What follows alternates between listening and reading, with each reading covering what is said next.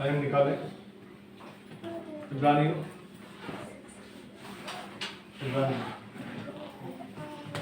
उसका 13 अध्याय निकालेंगे। इब्रानियों 13 अध्याय 316 पेज नंबर है 316।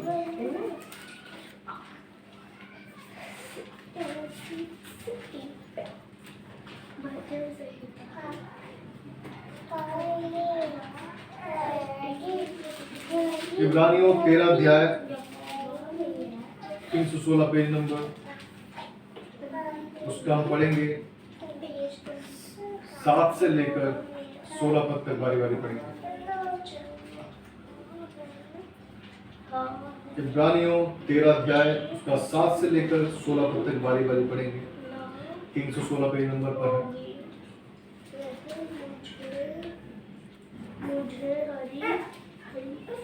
जो तुम्हारे अगुवे थे और जिन्होंने तुम्हें परमेश्वर का वचन सुनाया है उन्हें स्मरण रखो और ध्यान से उनके चाल चलन का अंत देखकर उनके विश्वास का अनुकरण करो। यीशु मसीह कल और आज नाना प्रकार के विचित्र उपदेशों से ना भरमाए जाओ, क्योंकि मन का अनुग्रह से दृढ़ रहना भला है, ना कि उन खाने की वस्तुओं से जिनसे काम रखने वालों को कुछ लाभ ना हुआ। हमारी एक ऐसी विधि है जिस पर से खाने का अधिकार उन लोगों को नहीं जो समूह की सेवा करते हैं। क्योंकि जिन पशुओं का लहू महायाजक पाप बलि के लिए पवित्र स्थान में ले जाता है उनकी देह छावनी के बाहर जलाई जाती है। इसी कारण यीशु ने भी लोगों को अपने ही लहू के द्वारा पवित्र करने के लिए फाटक के बाहर दुख उठाया। इसलिए आओ उसकी निंदा अपने ऊपर लिए हुए छावनी के बाहर उसके पास निकल चलें, क्योंकि यह हमारा कोई स्थान नगर नहीं वरन हम एक आने वाले नगर की खोज में हैं। इसलिए हम उसके द्वारा स्तुति रूपी बलिदान अर्थात उन होठों का फल जो उसके नाम का अंगीकार करते हैं परमेश्वर को सर्वदा चलाया करें। भलाई करना और उदारता दिखाना ना भूलें, परमेश्वर ऐसे बलिदानों से प्रसन्न होता है। परमेश्वर का वचन पढ़े जाने सुने जाने होता आशीष आमीन। आइए प्रार्थना करें। हमारे सर्वशक्तिमान प्रभु राजाओं के राजा प्रभु के प्रभु धन्यवाद आपके पवित्र वचन के लिए जो पढ़े गए सुने गए प्रभु जी। आप परमेश्वर हम हर एक को परमेश्वर अपने वचनों से भरपूर आप करें प्रभु जी, तेरे वचनों से हम भर जाए प्रभु जी। और परमेश्वर हमारी सहायता करें कि हम हर एक शैतान की चालों से बच सकें। दया कर अनुग्रह कर प्रभु जी, हमें आशीषित करें, हमारे द्वारा बहुत से लोग आशीष को पाने पाए प्रभु जी। आप मुझे सहायता करें, अनुग्रह करें हर एक सुनने वाले के लिए परमेश्वर उसके हृदय को जो कठोर है उसे नम्र कर दया कर अनुग्रह कर हर एक तेरी आवाज को सुनने का हमें दास को बुद्धि ज्ञान दे समझ दे प्रभु जी, जैसा आप चाहते हैं वैसा ही मैं कहने पाऊँ। बोल मेरे उन शब्द आपके होंगे, दया कर छोटी सी विनती प्रार्थना को प्रभु यीशु मसीह के नाम से मांगते दया सुने और ग्रहण करें। आमीन आमीन आमीन आमीन। हम यहाँ परमेश्वर के वचन में देखते हैं और जब वचन को देखते हैं तो लिखा है कि किस तरह से हमें चलना है, किस तरह से आज के समय में हमें रहना है। परमेश्वर का वचन बता रहा है। आज से 2000 साल पहले भी लोग ऐसे थे जो भरवा रहे थे। जब यीशु मसीह आया उसके बाद जाने के बाद भी लोगों ने क्या है, कुछ लोगों ने अपनी शिक्षा बना ली, कुछ अपनी चीजें ऐड कर दी। और आज भी क्या है, ऐसा होता है। लेकिन हमें उन चीजों से दूर रहना है, बच के रहना है। इसलिए वचन बता रहा है, लिखा है जिन्होंने तुम्हें परमेश्वर का वचन सुनाया है उन्हें स्मरण रखो। जिन्होंने वचन सुनाया उनको क्या करना है, स्मरण करना है, याद रखना है। और ये कहता है ध्यान से उनके चाल चलन का अंत देखकर उनके विश्वास का अनुकरण करो। उनके चाल चलन को देखना है, वो कैसे हैं कैसे नहीं है, और उनका जो चाल चलन है उसका अंत कैसा हुआ उसको देखकर उसका अनुकरण करो। क्या हमें उसे फॉलो करना चाहिए या नहीं चाहिए? आज बहुत से लोग ऐसे हैं जो दुनिया में हम देखते हैं, हमें पता है वो लोग गलत हैं। परमेश्वर के लोग हैं, बहुत से अन्य जातियों में भी हैं जो गलत है। हमें सब कुछ दिखता है, क्लियर दिखता है, लेकिन फिर भी हम क्या करते हैं? उसको फॉलो करते रहते हैं। हाँ जी, आप ही हैं जी, सिर्फ जो भी हैं। मैं हर एक के लिए कह रहा हूँ, चाहे वो मसीह हो, चाहे वो अन्य जाति देवी देवता की क्यों ना हो, कोई क्यों ना हो। आज बहुत से लोग ऐसे हैं जो आंखें बीच कर सिर्फ चल रहे हैं कि हाँ जी बस हमें इन्हें फॉलो करना है, चाहे उनके अंदर वो बात हो या ना हो, उनका उठना बैठना चाहे ऊपर वाले को भाता हो या ना हो, लेकिन हमें वो चीज भाती है। इससे क्या होगा? इससे कुछ नहीं होगा। इससे वो जो इंसान गलत कर रहा है वो तो गलत में जा रही है, लेकिन हम भी क्या है? गलत जा रहे हैं। आपने बहुत बार देखा होगा, जब आप गाड़ी में जाते हैं, ऑटो में जाते हैं, कहीं किसी में भी जाते हैं, क्या है वो स्कूटी बाइक जिस मर्जी पर हम जा रहे हैं, एक हमारे आगे बंदा कोई जा रहा है तो हम उसे देखते हैं, वो स्पीड में जा रहा होता है, हम भी उसके पीछे चल रहे होते हैं कि शायद इसको रास्ता दिख रहा है। और बहुत बार ऐसा होता है उसके चक्कर में वो तो निकल जाता है और हम जाके उस गड्ढे में घुस जाते हैं। और अगर वो भी गड्ढे में घुसा है तो हम भी साथ में उसके गड्ढे में साथ में स्पीड में निकल के जाते हैं गड्ढे से। ऐसा क्यों होता है? क्योंकि हम सिर्फ आगे वाले पर विश्वास कर रहे हैं बिना कुछ सोचे समझे। चलो भाई चलो। आपने देखा होगा जब बारिश आ रही होती है, पानी भरा होता है, तो कुछ लोग आगे निकल रहे होते हैं, उसके पीछे पीछे बंदे लग के चल रहे होते हैं कि अगर ये हिला तो हम भी रुक जाएंगे, थोड़ा साइड से निकल जाएंगे। लेकिन उसके लिए गैप बनाना पड़ता है। अगर वो आगे चला रहा है इतनी दूर और हम यहाँ पर हैं तो वो समझ में आता है कि हम उससे पहले समझ जाएंगे। लेकिन बहुत से लोग बिल्कुल जस्ट पीछे पीछे चलते रहते हैं। अगर उसके आगे गड्ढा है तो आपके साथ में गड्ढा है, क्योंकि आप भी बिना ब्रेक लगा सकते, ना अपने आप को आसपास कर सकते, साइड में कर सकते। इसलिए समय से पहले हमें परख लेना है, जांच लेना है क्या सही है गलत है, या सिर्फ आंख मीच कर आगे वाले को फॉलो कर रहे हैं। चलो जी चल रहा है, जहां चल रहे हैं वहीं चलते हैं, कोई दिक्कत की बात नहीं। ऐसा नहीं करना है, ऐसा नहीं करना है। लिखा है उन्हें स्मरण रखो और ध्यान से उनके चाल चलन का अंत देखकर उनके विश्वास का अनुकरण करो। यीशु मसीह कल आज और युगानुयुग एक सा है। नाना प्रकार के विचित्र उपदेशों से न भरमाए जाओ, क्योंकि मन का अनुग्रह से दृढ़ रहना भला है, ना कि उन खाने की वस्तुओं से जिनसे काम रखने वालों को कुछ लाभ नहीं हुआ। आज लोग पेट की सेवा करते हैं ना, आज जिनसे पूछा जाए तो पहले फरमाइश कर दी जाती है ये चीज बना लेना, ये चीज कर लेना। मैंने बहुत से पास्टर्स को भी देखा ऐसा, वो खाने से आने से पहले किसी ने पूछ लिया गलती से कि पास्टर जी क्या खाएंगे, तो चिकन मटन से तो नीचे वो आते ही नहीं है। पहले मैंने वैसे तो जितने कुछ पास्टर्स को ये सुना है कहते हैं, लेकिन कुछ जो ज्यादातर अच्छे हैं वो ये कहते हैं कि जो आप बनाएंगे खा लेंगे, परमेश्वर की जैसी है ना, परमेश्वर का अनुग्रह होना चाहिए। लेकिन कुछ लोग ऐसे हैं जो कहते हैं ये बना लेना, वो बना लेना। कुछ लोग नहीं पूछेंगे तब भी बता देते हैं कि ये बना लेना। क्यों? क्योंकि वो पेट की सेवा कर रहे हैं। जब वचन में लिखा है हमें किसके पे चलना है? जो परमेश्वर के अनुसार चलता है, उसके अनुसार नहीं जो खाने पीने के लिए दौड़ रहा है, जो खाने की सेवा कर रहा है। याद रखिए, खाना खाने से कुछ भी हल नहीं होता है। याद रखिए, बाइबल बताती है, यीशु मसीह ने अपने वचन में कहा कि जो भी हम खाते पीते हैं वो संडास के द्वारा क्या होता है? निकल जाता है। इससे हम अशुद्ध नहीं होते, लेकिन अशुद्ध किससे होते हैं? जो हमारे दिल से, हृदय से निकलता है, जो हम गाली रख देते हैं, गलत बोल देते हैं, इससे हम अशुद्ध होते हैं। ऐसे लिखा है, ऐसे लिखा ना। तो खाने पीने से हमारा क्या हल होना है? वो चला जाना है, वेस्ट हो जाना है। मेन क्या चीज है? पेट भरना है ना।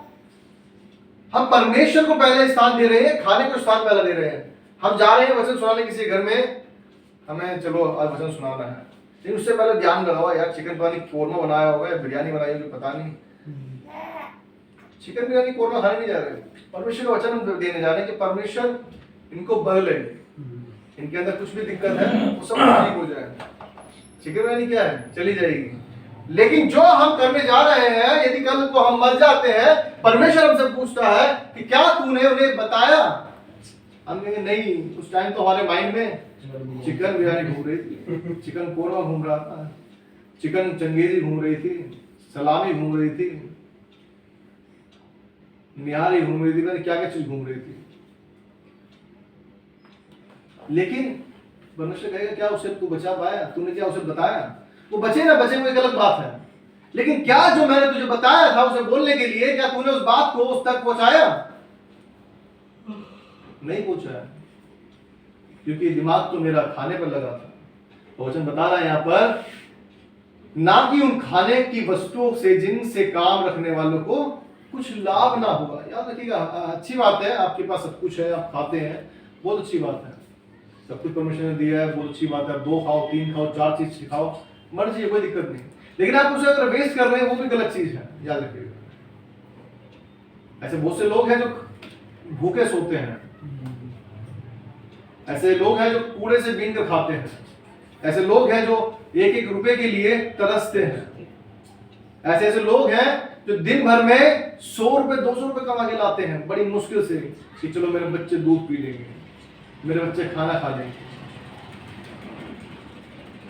आप खाने की वस्तुओं पर नजर ना लगाएं, याद रखिए, कि खाने की वस्तुओं को देख रहे हैं। सोचिए कि अगर हमारे पास आज हम अपने कपड़े पहन कर बैठे हैं, हम सुबह शाम खाना खाते हैं, दोपहर खाना खाते हैं, हमें तीनों टाइम मिल रहा है, आने जाने के लिए साधन है, पैसा है, तो परमेश्वर ने हमें बहुत अमीर बनाया है। हालेलुया, हमें बहुत अमीर बनाया है, क्योंकि हम अपने आप से उन चीजों को ले पा रहे हैं। अपने आप से तो नहीं, वरन परमेश्वर देता है, लेकिन हमें परमेश्वर ने उस योग्य बनाया है कि हम उन चीजों को यूज कर पा रहे हैं। हम रास्ते से निकल रहे हैं, हमारा मन कर रहा है कि मुझे पिज्जा खाना है, मेरा पैसा है, मैं पे करता हूँ, खा लेता हूँ। परमेश्वर धन्यवाद हो कि परमेश्वर ने हमें इस योग्य बनाया, कि परमेश्वर ने हमें वो उस लायक बनाया है कि हम उस चीज को खरीद कर खा सकते हैं। लिखा है वचन में, 15 वचन जो पढ़ते हैं, इसलिए हम उसके द्वारा स्तुति रूपी बलिदान अर्थात उन होठों का फल जो उसके नाम का अंगीकार करते हैं, परमेश्वर को सर्वदा चढ़ाया करें। हालेलुया, सर्वदा नहीं चढ़ाते हैं हम तो दूसरे को देखते हैं, अरे परमेश्वर वो तो 5 स्टार में जा रहा है, 4 स्टार में जा रहा है, 3 स्टार में जा रहा है, लेकिन हम क्या कर रहे हैं? अपने आप को नहीं देख रहे कि परमेश्वर तूने हमें उन बहुत लोगों से अमीर बनाया है जो आज दुनिया में। आज हम क्या कर रहे हैं? अब सब कुछ कर सकते हैं, हमारे पास सब कुछ है। ये तो नहीं कह रहा कि भाई हम मर्सिडीज में घूम रहे हैं, इसमें घूम रहे हैं, नहीं, परमेश्वर ने उस लायक बनाया, उतना बनाया कि हम क्या खा सकते हैं, क्या पी सकते हैं, अपनी आजादी में घूम सकते हैं, अपनी आजादी में कहीं भी जा सकते हैं, आ सकते हैं, कि परमेश्वर ने हमें उस लायक बनाया। परमेश्वर ने हमें उस लायक बनाया है। याद रखिएगा, परमेश्वर को छोड़कर हम कुछ भी नहीं पा सकते। यदि हम अपने आप को जो यूज कर रहे हैं, मैं सोचूं मैं तो जॉब करने जाता हूं, मैं कमाता हूं, मैं काम करता हूं, जब जाके मेरा पैसा आता है, परमेश्वर इसमें क्या करता है? बहुत से लोगों का मानना है यदि मैं काम ना करूं तो क्या मुझे जॉब वाले पैसे दे देंगे क्या? बहुत से लोग बोलते हैं इस बात को। यदि परमेश्वर, मैं काम ना करूं तो क्या मुझे मेरे कंपनी वाले, जॉब वाले, ऑफिस वाले क्या मुझे सैलरी देंगे क्या? बहुत से लोग ये सोचते हैं, वो सैलरी नहीं देंगे, मानता हूं मैं, लेकिन परमेश्वर हमें हमारा बुरा नहीं करना चाहता। लेकिन यदि हमारे हाथ पैर काम करना बंद कर दें तो क्या आप कमा पाएंगे? क्या कमा पाएगा? नहीं कमा पाएगा, ऐसा कोई है? कोई ना। याद रखिएगा, जब हाथ पैर काम करना बंद कर देंगे तो ऑफिस वाला ही नहीं, कोई भी नहीं देगा आपको।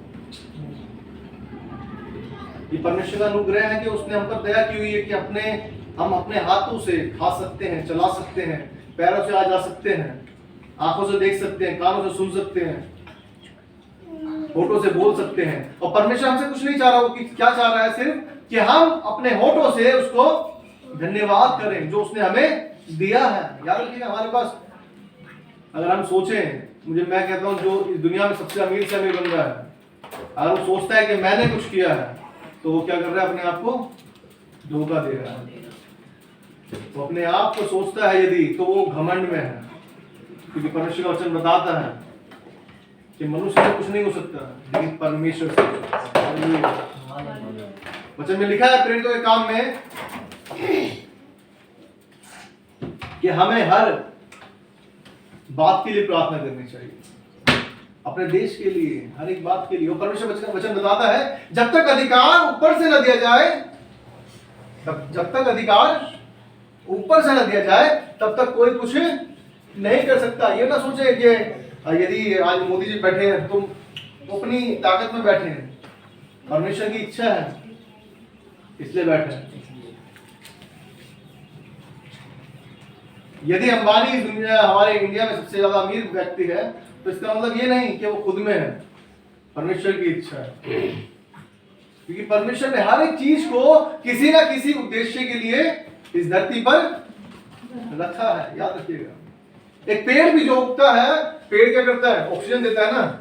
अभी हमारा पोल्यूशन स्तर ज्यादा बढ़ गया है, हम जैसा कर रहे हैं वैसा हम पा रहे हैं, जैसा हम बोल रहे हैं वैसे काटेंगे ना। बाइबल तो क्लियर है इस चीज के लिए, जैसा करनी है वैसी उसकी भरनी होती है। हम पेड़ तो एक लगाते नहीं, छत चाहिए हमें बिल्कुल साफ, रोडों के आसपास कोई पेड़ नहीं होने चाहिए, मच्छर ज्यादा हो जाते हैं। तो जब हमें चीजें, अच्छी चीजें नहीं चाहिए तो हमें उस चीज की कमी भी तो होगी ना। गाड़ियां, घर के अंदर 2-3 गाड़ियां हैं, चाहे एक बंदा क्यों ना हो, 2-3 गाड़ियां हैं। 4 बंदे अगर अलग अलग जा रहे हैं तो चारों बंदे अलग गाड़ी लेके जा रहे हैं, चाहे जाना एक ही जगह पर हो, चाहे जाना एक ही जगह पर हो। मैं जिस ऑफिस में पहले जॉब करता था और अभी भी करता हूँ, तो वहां पर क्या जितने लोग आएंगे वो अपनी अपनी गाड़ियों से आएंगे, वो भी कोई बाइक से आएगा नहीं, कोई मालिक है कंपनी का, अपनी कारों में आ रहे हैं। तो पोल्यूशन कहाँ जाएगा? यदि आपको एक ही जगह पर जाना है तो आप 4 बंदे एक कार में भी आ सकते हैं, लेकिन स्टेटस कहां से दिखेगा? स्टेटस कहां से दिखेगा? अच्छी बात है, ऊपर ने दिया है, बहुत बढ़िया बात है, लेकिन हम कुछ चीजें अपने आप भी उन चीजों के लिए कर सकते हैं। जब तक हम खुद सहयोग नहीं करेंगे तब तक वो कहां से सहयोग करेगा? जब तक परमेश्वर से हम प्रार्थना नहीं करेंगे, परमेश्वर धन्यवाद नहीं करेंगे उन बातों के लिए जो उसने हमारे जीवन में किया, तब तक शैतान को दिक्कत कहां होगी?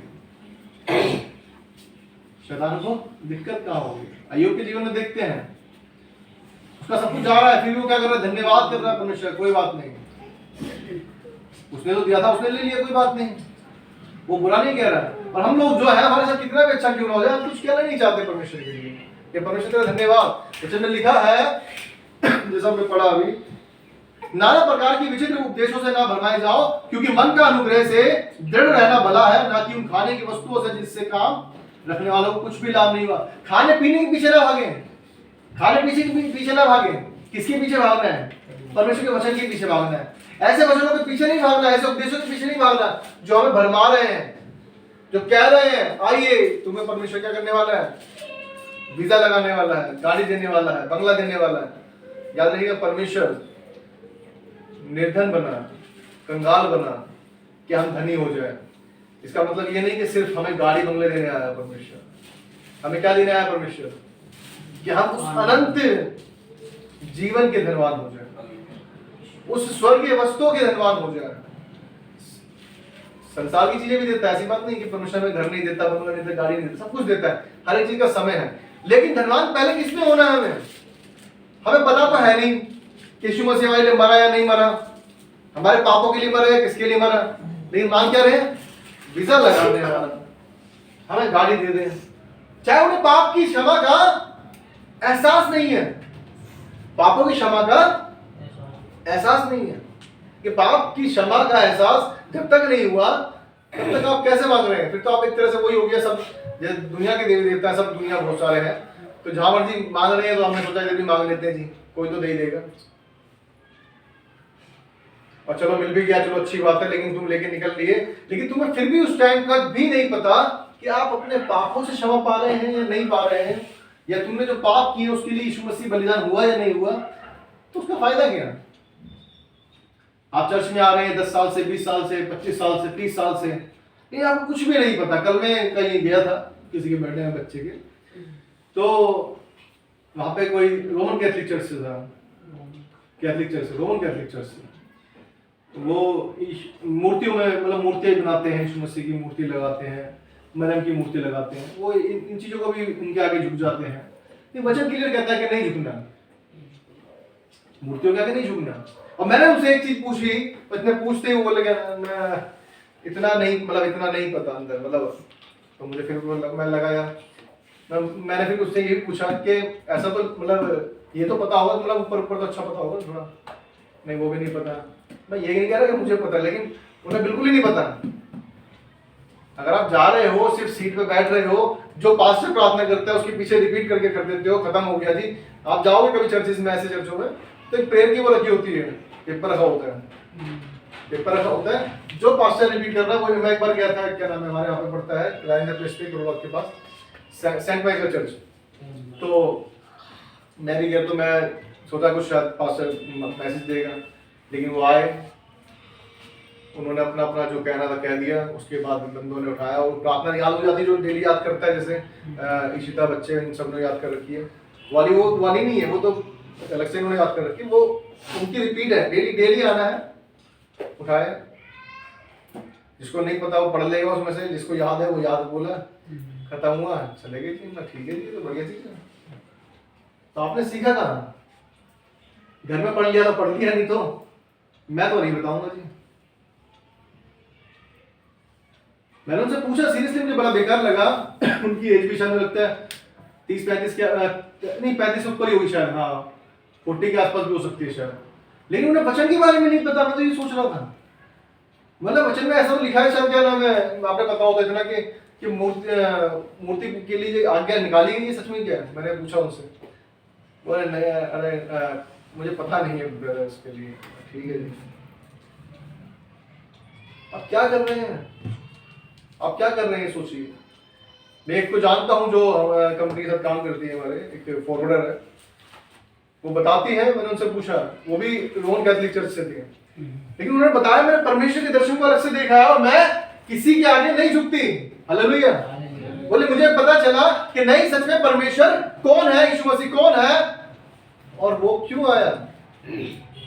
वो मना करता है कि मुझे छोड़कर किसी और को दंडवत मत करना, इसलिए वो नहीं झुकती। बोलते मेरी शादी हो गई है, लेकिन सब रोमन कैथलिक है, लेकिन वो नहीं करती। मैं ये नहीं कह रहा कि रोमन कैथलिक वाले बेकार हैं, लेकिन वचनों को पढ़ो, थोड़ी छानबीन करो ना, देखो परमेश्वर क्या है।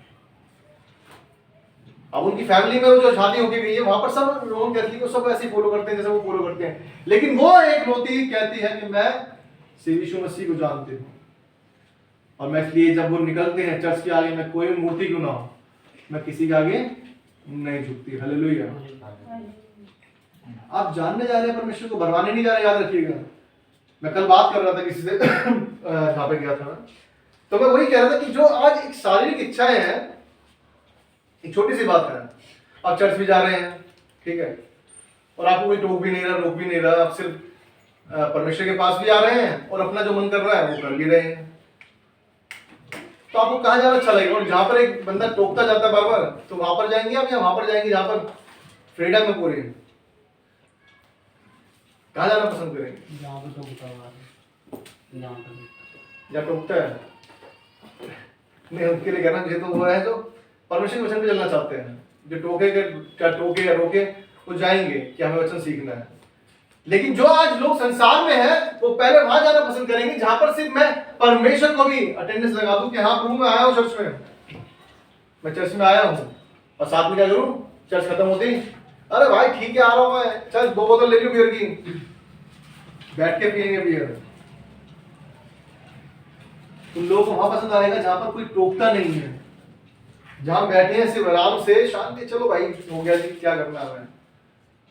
याद रखिएगा वचन बता रहा है, तुम भरमाए ना जाओ, तुम भरमाए ना जाओ, खाने पीने की चीजें के पीछे मत भागो। आगे जब वचन को देखते हैं, लिखा है इस तरह से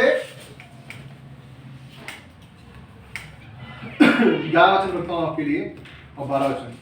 क्योंकि जिन पशुओं का लहू महायाजक पाप बलि के लिए पवित्र स्थान में ले जाता है, उनकी देह छावनी के बाहर जलाई जाती है। इसी कारण यीशु ने भी लोगों को अपने ही लहू के द्वारा पवित्र करने के लिए फाटक के बाहर दुख उठाया। हालेलुया। देखा, जैसे बलि चढ़ाई जाती है, लिखा है पवित्र स्थान में वो लहू को ले जाता है, लेकिन जो उसकी देह है वो क्या है, बाहर जलाई जाती है। वैसे यीशु मसीह ने भी अपने आप को सब पर प्रकट करने के लिए अपने आप को बाहर क्रूस पर चढ़ाया, उस दुख को उठाया, उस कमरे के बाहर अंदर नहीं कराया। वो चाहता तो कमरे के अंदर सब कुछ कहता, मैंने ये सह लिया जी, हो गया जी, लेकिन उसने दुनिया के बीच में, उन लोगों के बीच में ये दिखाया कि मैं इन सब दुखों को उठाता हूं। जब यूहन्ना के अंदर जब पढ़ते हैं तो लिखा है कि वो मेमना सारे जगत के पापों को उठाया ही नहीं जाता। हालेलुया। याद रखिए, वो पापों को उठाने के लिए अपने आप को उसने बलिदान कर दिया। और जैसे हमें लिखा है, वो इस तरह से चुपचाप रहा जैसे एक भेड़ ऊन कतरने के समय चुपचाप रहती है। यीशु मसीह ने कुछ नहीं कहा, गाली नहीं बकी, किसी ने कोड़ा मारा, उसने गुस्से में पीछे पलट के देखा और क्या गाली के साथ दो गालियां बकी और कहा कि तूने कोड़ा कैसे मारा। उसने चुपचाप सह लिया, उसने चुपचाप सह लिया। इसलिए लिखा है कि उसने, इस कारण यीशु ने भी लोगों को अपने ही लहू के द्वारा पवित्र करने के लिए फाटक के बाहर दुख उठाया। वो याद रखिए, जब वो उसने अपने आप को, उस बलिदान को पूरा कर दिया तो पर्दा क्या है, 4 भागों में बट गया, 2 भागों में बटा था, ठीक है, 2 भागों में बट गया। देखिए, जो पर्दा, इतना मोटा पर्दा बताते हैं, वो बहुत मोटा पर्दा हुआ करता था। पर्दा क्या है, फट गया। हालेलुया। कितने अद्भुत बात है। नहीं, वो तो वैसे पर्दे होते हैं, वो इतने मोटे पर्दा बताते हैं, इतने मोटे पर्दे थे, वो इतना मोटा पर्दा बता रहे हैं कि इतना पर्दा वो फटना, हाथ से फटना आसान बात नहीं है, लेकिन उन पर्दे को इस तरह से फाड़ देना, उतनी उस मृत्यु को देते ही, खत्म करते ही सब कुछ खत्म, ये सब कुछ पूरा कर दिया मैंने। कितनी अद्भुत बात है। उसने अपने आप को बाहर दिखाया कि लोग देखें कि मैं तुम्हारे लिए ये सह रहा हूं। उस सैनिक ने भी विश्वास किया जब उसने कहा, क्या कहा, जब उसने कहा, एली एली लमा सबक्तनी, हे पिता तूने मुझे क्यों छोड़ दिया। सैनिक ने विश्वास किया कि हाँ, सच में ये परमेश्वर का पुत्र है, कि जो इतनी ताड़ना सहने के बाद भी क्या कह रहा है, उस परमेश्वर को याद कर रहा है। हालेलुया। आज लोग खाने के पीछे भाग रहे हैं। आप दुनिया में जाके देखिए, आप अगर यकीन नहीं आता, कोई भीड़ भड़के वाले रोड पे जाकर देखिए, लोग इस तरह से भीड़ लगा के बैठे होते हैं, ये दे दे, वो दे दे, 10-10 बंदे, 20-20 बंदे खड़े हुए एक जगह पर, एक शॉप पर, किसके लिए, खाने के लिए। लोग यहां से 50 किलोमीटर तक दूर जाते हैं कुछ पराठे खाने के लिए, पराठे खाने के लिए दूर जाते हैं। यहाँ से हमारे सोने को तो पड़ता है, सुना होगा ना, मुरथल में, मुरथल में सुखदेव, मन्नत, हवेली। ये मेरे ऑफिस में एक सरदार मैडम थी, तो बता रहे हैं पति जो है, सुबह उनका बेटा है और साथ में वो हर संडे क्या है, वहां निकल जाते हैं। वहां से 40-50 किलोमीटर पड़ता है, वहां से जाकर खाकर आते हैं। उन्होंने कभी कभी जयपुर निकल, वो पता नहीं राजस्थान की साइड निकल जाते हैं 100-150 किलोमीटर अपनी बुलेट उठा के, कभी कार निकाल के, सिर्फ किसके लिए, एक 100 रुपए का पराठा खाने के लिए। मैं मना नहीं कर रहा, अच्छी बात है, लेकिन सिर्फ अपने आप को इस तरह ना बना दे कि सिर्फ उस खाने के लिए लगा रहे। दुनिया में बहुत सी जगह है, सिर्फ हमें क्यों खाना है, फैमिली को घुमाओ, फैमिली को साथ लेके जाओ, ताकि वो भी खुश रहे। सही है नहीं सही है? हम अकेले घूम रहे हैं, मैं एक बार ऐसे ही खाने खड़ा हो गया, मैं मन कर रहा था चलो पिज्जा खा लेता हूँ, मैं बड़ा मतलब बहुत दिनों बाद ऐसा लगा चलो पिज्जा खा लेता हूँ, लेकिन मैं लेके खड़ा हुआ, चलो मैं पिज्जा दे दिया भाई, मैं लेके खड़ा हुआ, उसने वो बना रहा है, दूसरा एक बंदा पैक करा रहा है, बनने में 5-10 मिनट हो गए, चलो बन रहा है ठीक है, बोला पैक करना भैया, ओह सॉरी खाना भैया, मैं नहीं पैक ही कर देता, एक काम मैं घर में ही खा लूँगी, क्योंकि अंदर से ऐसा लगता है कि क्या कि एक फैमिली है ना, कि खाने के लिए आप जा रहे हो तो कोई दिक्कत नहीं, अच्छी बात है, लेकिन सिर्फ खाने के लिए हर बार उधर पहुंच जाना, महीने में 4 बार, ये कहीं की समझ नहीं है। जितनी दूर आप उधर उतनी दूर गए हो, उतनी दूर में आप अपने परिवार को लेके जाओ तो वो भी खुश रहेंगे और आप भी खुश रहेंगे। फैमिली परमिशन ने आपको दी है, हर एक के पास नहीं, याद रखिएगा। बहुत से लोग दुनिया में अकेले हैं जो ये सोचते हैं कौन मेरी माँ है कौन मेरा बाप है, जिन्हें पता नहीं है। हमने देखा यूक्रेन में जब युद्ध हुआ, स्टार्ट हुआ उसका, रूस का, तो किस तरह से बच्चे बेघर हो गए और माँ बाप के बिना हो गए, अनाथ हो गए। ऐसे ऐसी तस्वीरें थी, वो देखकर अंदर से दिल दहल जाता है। आप सोच सकते हैं किस तरह से फौजी मरे, लोग मरे, जो वहां के सिटीजन्स थे वो मरे, दुनिया भर के क्या है तबाही मची। हमारा मतलब तबाही से तो है, लेकिन साथ में जो लोग उसमें बच्चे थे उनसे पूछिए कि मम्मी का है पापा का है, बच्चों को पता नहीं। आप सोच सकते हैं, लेकिन परमेश्वर ने हमें सुरक्षित रखा, हालेलुया, अपने प्रेम में बना के रखा। लिखा है जब 9 पद को हम पढ़ते हैं कि नाना प्रकार के विचित्र उपदेशों से ना भरमाए जाओ, क्योंकि मन का अनुग्रह से दृढ़ रहना भला है। मन का क्या अनुग्रह से क्या दृढ़ रहना भला है। हम अपने मन को कभी यहां भटकाते हैं, कभी यहां भटकाते हैं, कभी वहां भटकाते हैं, इससे कुछ नहीं होना, याद रखिएगा। ये वो वाली बात आ गई जैसे याकूब में लिखा है कि वो समुद्र की लहरों से क्या है गिराया जाता है, उठाया जाता है, उड़ाया जाता है।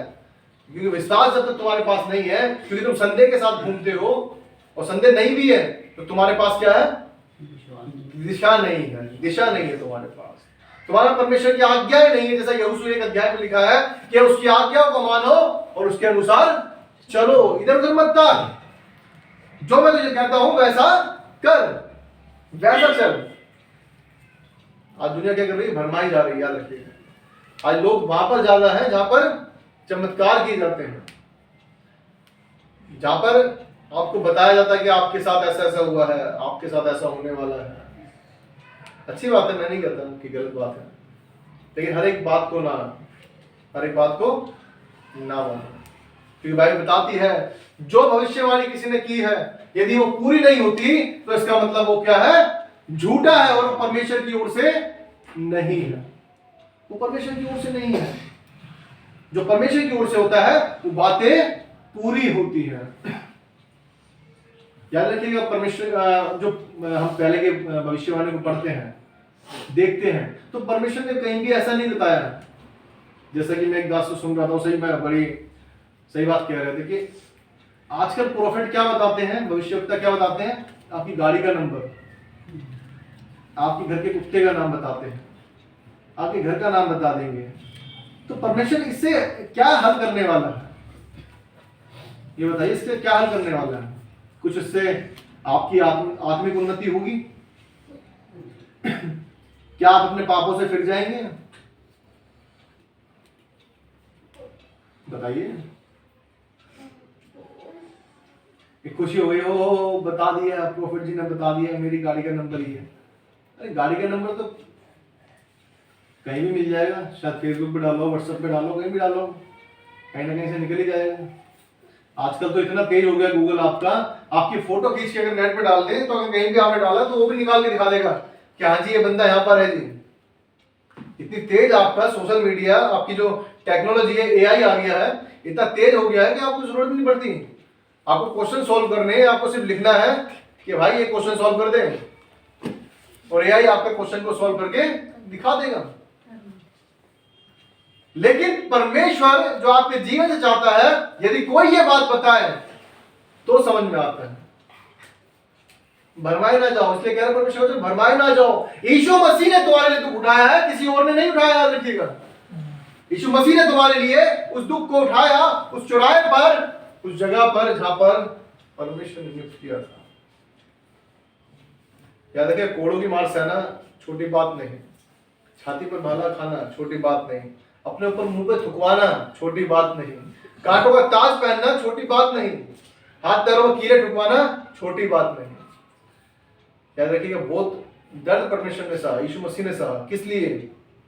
कि हम बचाए जाए, हम बच जाए उस लहू के द्वारा, क्योंकि बाइबल बताती है लहू के, बिना बलिदान के, बिना लहू के पापों की क्षमा नहीं हो सकती।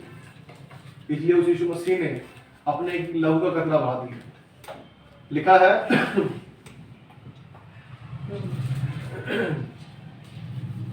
इस हमने वचन को पढ़ा 15 वचन को पढ़ा 13-15 कि इसलिए हम उसके द्वारा स्तुति रूपी बलिदान अर्थात उन होठों का फल जो उसके नाम का अंगीकार करते हैं परमेश्वर को सर्वदा चढ़ाया करें, हमेशा चढ़ाया करें। ऐसा नहीं कि हाँ जी चलो जी सिर्फ इस दिन चढ़ाएंगे जी, हम तो नए साल पे चढ़ाएंगे धन्यवाद परमेश्वर को, ऐसे महीने में एक बार चढ़ाएंगे या हफ्ते में चढ़ाएंगे।